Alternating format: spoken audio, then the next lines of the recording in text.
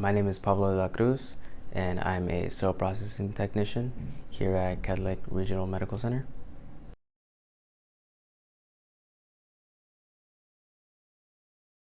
I chose this career at first because I didn't have a lot of history in healthcare, and I was very interested in it. Being as I didn't have any history in it, I didn't have much qualifications for much, and this field only required so much as your high school diploma. Therefore, I was able to apply for this field of work.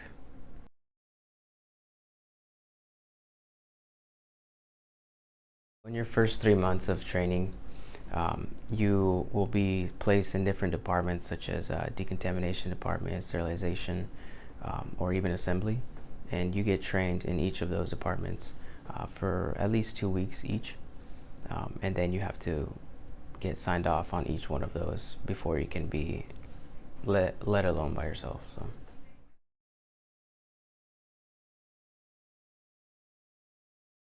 After your 3 months, you have a full year to complete a exam that you need in order to keep being a sterile processing technician.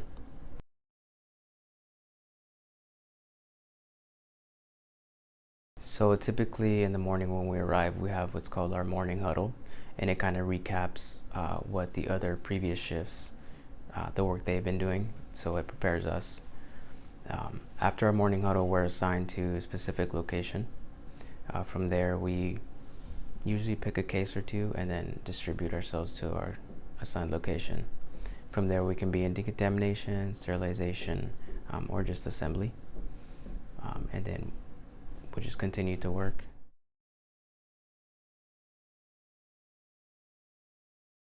Once an instrument is used, it has to be decontaminized, so they take it up to decontamination. We run it through our cleaning process, whether it's the sinks, washers, and the sonic machines.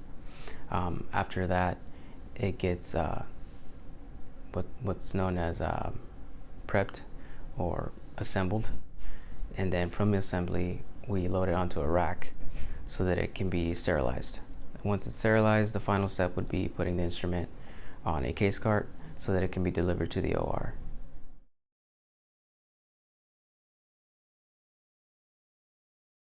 Coming in, you want to have some set of skills such as critical thinking. That's a big part of what we do, as well as attention to detail. And then being a good team player, it helps out a lot.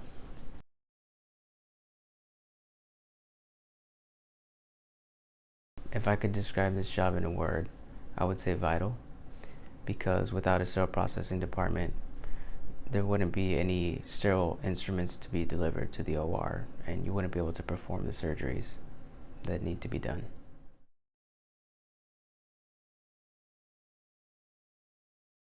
The demand for a sterile processing technician is going to continue to grow. Here in the Tri-Cities, as we continue to grow, so will the demand for us sterile processing technicians. And we're in a field where, as technology advances, so is the more complicated task of being able to sterilize and decontaminize the instrument as well.